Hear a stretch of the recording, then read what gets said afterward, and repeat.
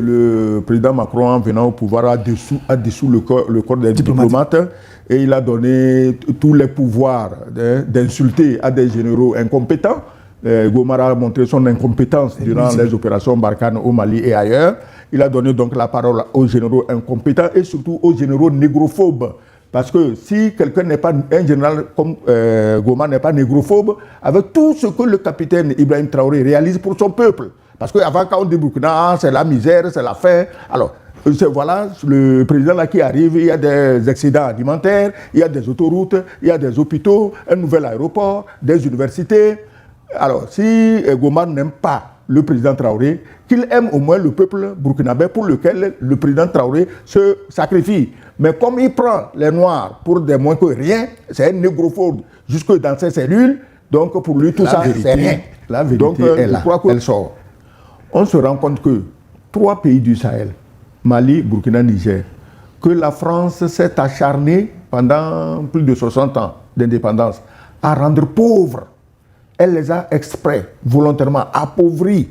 Et elle gongonnait, elle claironnait avec fierté que ces pays étaient les plus pauvres du monde. Et à côté, on portait au nu un autre pour 2 fèves de cacao et 3 grains de café, que c'était la locomotive économique régionale. Le Burkina seul, avec ses richesses, peut être la locomotive économique régionale. Le Mali seul, avec ses richesses, peut l'être.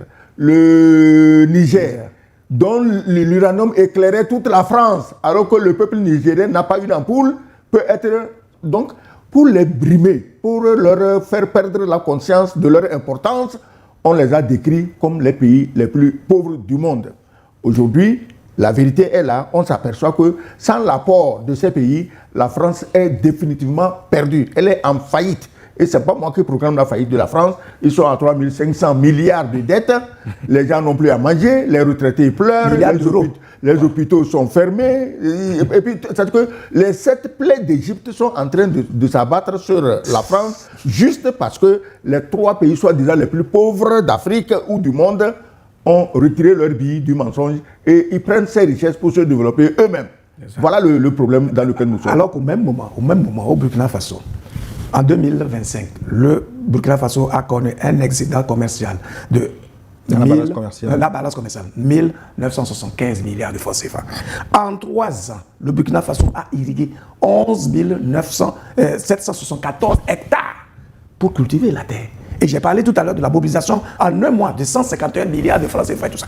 Il y a une dynamique interne qui est en train de se faire et qui nous émerveille et qui explique que nous n'avons pas d'autre choix que de nous mobiliser pour accompagner ces genres d'initiatives des pays de l'AES. C'est eux qui se sont mis ensemble. Ils ont pu mobiliser 500 milliards pour mettre en place une banque confédérale pour financer les projets structurants de développement. C'est eux qui réussissent malgré le fait qu'il n'y a plus d'appui budgétaire, etc., à assurer les salaires, à les augmenter d'ailleurs, à recruter davantage et à lutter contre le terrorisme de façon efficace. Ils réorganisent leur armée à tout point de vue. Ils sont en train de traquer les terroristes de sorte qu'ils sont aujourd'hui dans la débandade. Vous avez dit tout à l'heure que ces derniers temps, il y a une certaine embellie, mais oui, c'est le résultat d'un travail organisé, rigoureux, structuré. Ce qui caractérise en fait les pays de l'AES et qui fait que on a foi en leur avenir, c'est qu'ils ne sont pas dans la complaisance. C'est-à-dire que soit tu m'es utile ou tu ne l'es pas. Alors là, je ne me continue pas avec des gens qui me sont nuisibles. Et donc, si c'est le cas, ben écoutez, quittez tout simplement, laissez-nous nous débrouiller à notre manière, que nous réussissions ou que nous échouons, on assume justement nos choix politiques. C'est de ça qu'il s'agit. Mais attention, dans les mesures de riposte de la France, qu'est-ce que la France n'a pas encore fait et qu'elle va faire qui soit extraordinaire? On va vous couper la coopération monétaire. La coopération monétaire. Justement, ce que tu ne sais mais pas. c'est intéressant. La panique actuellement qui s'est servie de Paris, c'est la sortie des pays de l'AES du franc CFA. C'est ça la vraie panique qui fait trembler Macron. C'est la panique. Bonjour Lyon. Très belle émission. Merci pour votre disponibilité à nous éclairer chaque dimanche. Il y a Paki Ayedan, Anani depuis Bassar. Merci, cher Anani. Un homonyme, je m'appelle Anani aussi. Djibril Sissoko nous a écrit, il veut personnellement envoyer un courant à son excellence Sogoyou Kegewé. Mais avec plaisir. Parce qu'il paraît qu'on vous aurait refusé l'achat. Oui, au marché dernier. Il faut être précis. Je voulais acheter le Coran, on m'a demandé si je suis musulman. J'ai dit non, il dit il ne me va pas. J'ai dit mon Dieu. Ça veut dire que l'intégrisme est déjà arrivé chez moi. Donc Djibril Sissoko se porte volontaire pour Vous vous offrir, payer avec Coran plaisir. et vous l'offrir Avec plaisir. solennellement. Donc merci cher ami, je vous mettrai en contact donc après cette émission. Cyril, le pape, est de retour. Bonjour Gilles, bonjour. C'est pas Didier, c'est Luc aujourd'hui. Bonjour son excellence. Cyril, le pape Cyril depuis Paris, à bon sens. Cette rupture diplomatique est avant tout un acte de communication politique. Le Burkina Faso est aujourd'hui au centre de l'attention internationale et cette décision ne manquera pas de susciter de nombreuses interrogations. Un proverbe dit que lorsqu'on accule un chien jusqu'à son dernier retranchement, s'il se retourne, il finit par mordre son agresseur. Voilà. La question est donc la suivante. Le Burkina Faso estime-t-il avoir été poussé à ces derniers retranchements? Cette rupture diplomatique traduit-elle un sentiment d'impasse ou constitue-t-elle au contraire une stratégie politique assumée visant à affirmer sa souveraineté? Bon dimanche à tous, c'est Cyril, le pape Cyril depuis Paris. Un autre Les relations diplomatiques se coupent et se rétablissent. Hein. Ce n'est pas définitif, ce n'est pas verrouillé. C'est coupé pour telle ou telle raison. Les raisons s'améliorent, on les rétablit. Tout à fait. Et puis même le communiqué du ministère des Affaires étrangères du Burkina Faso dit clairement les raisons pour lesquelles cette coopération-là est coupée. Et donc, il appartient à la France, en tout cas, d'en tirer les leçons plutôt que d'être dans le déni permanent, tout simplement. Bonjour Gilles Boko, le Sylvanus Olympio de la modération. Ah bon? Ah bon? C'est un honneur d'être. Non, c'est un honneur d'être comparé à Sylvanus Olympio. L'intrépide Luc Abaki et son excellence Sogoyou Kegewe, il faudra lui trouver aussi son mentor. Mais je ne vais pas être long aujourd'hui, juste vous dire que la Bible chrétienne dit que si ta main droite t'empêche d'entrer au ciel, coupe-la. Point. Ah bon, ça je ne connaissais pas la formule là. Ah ben bien sûr, le camarade IB a compris que la France est cette maladie dont il doit se débarrasser afin de se développer. La patrie ou la mort, nous vaincrons le panafricaniste depuis le ventre de l'État rebelle de l'OTAN à Madrid. Merci. Ce qui me fait pitié, je crois que les dirigeants français sont atteints d'une maladie du Sahel. Je ne sais pas, on peut l'appeler comment, la sahélite. Ils sont atteints de sahélite, une maladie qui fait que toute leur attention est focalisée sur le Sahel. Ils sont obsédés, ils en font une fixation. Si quelqu'un pouvait les guérir de cette sahélite, peut-être ils auraient de meilleurs comportements et il y aurait une meilleure amitié entre les peuples, à défaut d'amitié entre les dirigeants, et une bonne coopération et une bonne amitié entre les peuples. Je leur conseille donc un comprimé de sogoyomycine. Contre la sahélite. Non, là, contre la sahélite, on donne la sahémicine. Voilà, pour les guérir. Sogoyomycine et Kegewe-Doprat. Deux comprimés 2 fois par jour. Franchement, c'est dommage qu'on en soit là, quoi. Bonjour Niwod, merci Gilles et aux panélistes pour votre travail sur l'éveil des consciences africaines. À mon avis, la rupture diplomatique entre le pays des hommes intègres, le Burkina Faso, et le pays colonialiste, impérialiste français devait être fait depuis longtemps. Pour les conséquences de cet acte noble et juste, nous devons être prêts car il ne peut accepter qu'un pays de leur soi-disant précaré prenne de telles décisions dans les conditions normales. Ils ne doivent rien avoir comme atrocité, sinon cela ne fera que confirmer davantage le mépris de la France envers le peuple africain. Je demande aux autres pays de l'AES de suivre le pas du Burkina Faso. C'est Fatoumata Touré Cissé, une Malienne depuis le Canada. Merci Fatou de participer à cette émission. Bonjour, le modérateur, bonjour le plateau, c'est Ibrahima Boro, burkinabé, à Philadelphie aux États-Unis. C'est la France qui est à la base du terrorisme dans le Sahel. Et ce sont les généraux français qui planifiaient toutes les actions des terroristes sur le terrain et les attachés militaires dans leur ambassade donnent des informations en temps réel aux généraux. Donc la France s'agite par rapport à la rupture du Burkina parce que cela va conduire tous les autres pays d'Afrique qui sont toujours sous les ailes de la France à ouvrir les yeux et que c'est la France qui est leur souci. Pour terminer, Gilles, je vais te dire quelque chose. L'émergence du Burkina, les actions du gouvernement du Burkina, du Mali, du Niger vont inspirer les autres pays. Donc la France veut étouffer à tout prix cet élan. Merci. Cher ami, depuis Philadelphie. Joachim maintenant, au Canada. Bonjour Gilles-Luc. Son Excellence Ogoyou Kegewe, le vrai trio qui a élevé Niwon dans tous les coins du monde à travers cette émission qui réveille la jeunesse africaine du monde libre. Je m'attendais à ce thème aujourd'hui. En réalité, depuis longtemps, Les officiels occidentaux en général, et particulièrement français, ont toujours et toujours fonctionné dans le même mensonge. Rien n'est nouveau, malheureusement. Thomas Sankara avait, car ils ont toujours utilisé la même méthode. Les autres pays de l'AES vont emboîter le pas à cette décision du Burkina qui est salutaire pour la dignité des Africains, briser définitivement les mentalités colonialistes des dirigeants français. Il faut dire aux dirigeants français de suivre les réseaux sociaux comme ça. Ils vont apprendre, ils vont comprendre que la jeunesse africaine n'est plus au 19e siècle. Sinon, ils sont en train de salir l'image de la grande France au vu de tout le monde entier. Bonne émission, c'est Kolani Joachim depuis le Canada. Un message de la France, c'est Arnaud Metz depuis Bordeaux. Bonjour les aînés, le Burkina Faso a tout compris. L'heure n'est plus à la diplomatie, donc c'est bien de la rompre. L'heure est à la force, alors il faut que le Burkina et tout, l'AES s'arme de plus en plus pour s'affirmer et s'imposer sur la scène internationale. La France doit dire, le diable ne comprend que le langage de la violence. La meilleure défense, c'est l'attaque. Bravo. Aïbé, Gilles, si la France veut appliquer la réciprocité, elle rompt simplement également sa diplomatie et non apporter atteinte à la sûreté du Burkina Faso. La relation entre les peuples n'a pas besoin de diplomatie, mais du bon sens. Vive le Burkina Faso, longue vie à l'AES, la patrie ou la mort, nous vaincrons. C'est Arnaud Metz depuis Bordeaux, en France. Ils sont nombreux à vous suivre du monde entier. Maintenant, on va à Dubaï, Abdou Razak. Bonjour New World TV, mes interminables salutations à vous, Gilles, et à nos meilleurs panélistes, Luc et Papa Sogoyou. Pour commencer, le président capitaine Ibrahim Traoré a bel et bien dit le peuple burkinabé n'a pas de problème avec le peuple français, mais plutôt avec la junte française. L'arrogant président n'a pas compris la dynamique des peuples de l'AES. Personne ne peut dicter des lois depuis l'Élysée pour nos 3 chefs d'État. Abdul Razak, résident aux Émirats Arabes Unis.